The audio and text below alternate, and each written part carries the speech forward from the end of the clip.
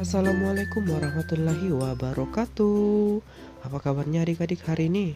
Alhamdulillah, luar biasa. Allahu Akbar. Sebelum belajar, mari kita berdoa terlebih dahulu. Berdoa dimulai.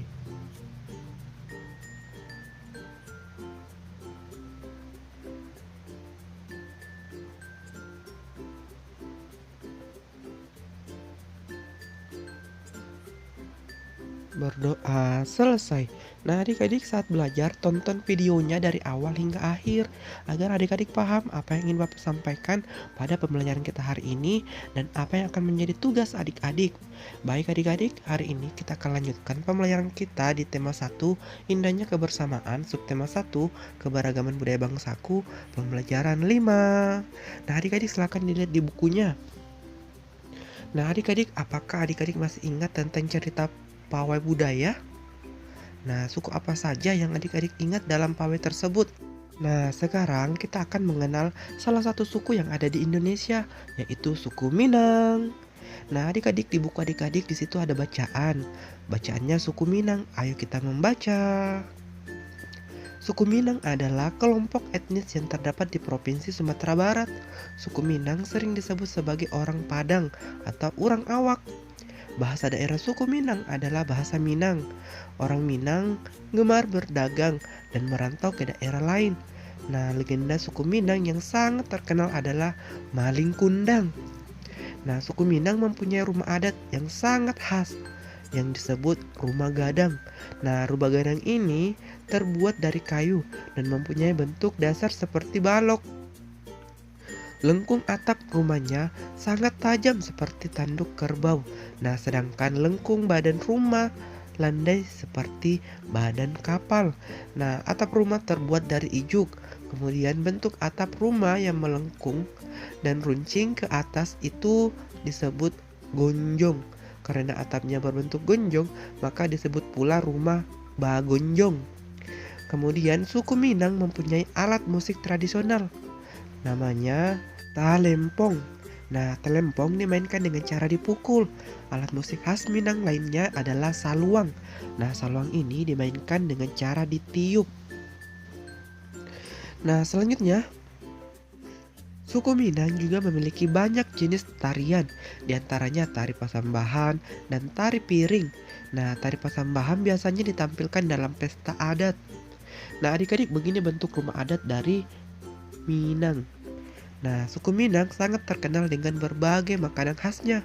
Rendang merupakan salah satu makanan tradisional suku Minang yang sangat terkenal, bahkan sampai ke mancanegara. Makanan khas suku Minang lainnya yang juga digemari adalah sate Padang dan dendeng balado. Nah, adik-adik, itu dia sedikit cerita tentang suku Minang. Nah, adik-adik harus pahami ya bacaannya. Baik, kita lanjutkan. Nah, adik-adik, apakah adik-adik masih ingat gerakan dasar tari bungun jompa? Nah, ayo kita pelajari gerakan dasar berikutnya. Pada pembelajaran sebelumnya, kita telah memperhatikan gerakan tarian dari bungun jompa, tapi pada saat berdiri. Nah, sekarang kita akan memperhatikan tarian bungun jompa pada saat duduk. Lanjutannya. Nah, gerakan F seperti ini. Tangan kanan di bahu dan tangan kiri di paha. Ditepuk 2 kali secara bersamaan. Nah, coba lakukan secara bergantian kanan dan kiri. Kemudian gerakan G, tangan kanan berdiri dan tangan kiri memegang siku. Tangan kiri berdiri dan tangan kanan memegang siku. Kemudian tepuk 2 kali. Nah, coba lakukan secara bergantian. Kemudian gerakan H, kedua tangan tepuk lurus ke depan, tepuk ke tengah, tepuk ke atas. Tepuk ke tengah, ketika tepuk ke atas badan diangkat ya. Nah, gerakan terakhir, kedua tangan memegang lantai, serong ke kanan dan ke kiri. Ditarik ke atas, tangan lurus, serong ke kanan dan ke kiri. Coba lakukan bergantian. Nah, itu dia adik-adik gerakan dasar dari tarian bungun jompa. Adik-adik bisa lakukan di rumah masing-masing ya, secara mandiri. Baik, selanjutnya. Nah, adik-adik masih ingat tidak kemarin kita telah membahas Tangerang. Nah, pada Tangerang ini ada segi banyak beraturan dan tidak beraturan. Nah, di sini kita akan kembali mempelajari segi banyak yang dimana dibagi menjadi dua, segi banyak beraturan dan segi banyak tidak beraturan. Nah, adik-adik, perhatikan segi banyak. Nah, apa sih pengertiannya? Nah, di sini pengertiannya segi banyak beraturan adalah mempunyai seluruh sisi dan sudut yang sama besar. Sedangkan segi banyak tidak beraturan mempunyai panjang sisi dan besar sudut yang tidak sama. Nah, adik-adik itu dia ya. Nah, kemudian apa sih ciri-cirinya? Nah, untuk segi banyak beraturan, ciri-cirinya yang pertama, sisinya sama besar. Yang kedua, sudutnya sama besar. Nah, untuk segi banyak tidak beraturan, ciri-cirinya sisinya tidak sama, kemudian yang kedua, sudutnya tidak sama. Nah, untuk contoh segi banyak beraturan, nah ini dia persegi empat, di mana persegi empat ini memiliki panjang sisi yang sama panjang, kemudian besar sudut yang sama besar. Nah, adik-adik paham ya? Kemudian contoh bukan segi banyak beraturan.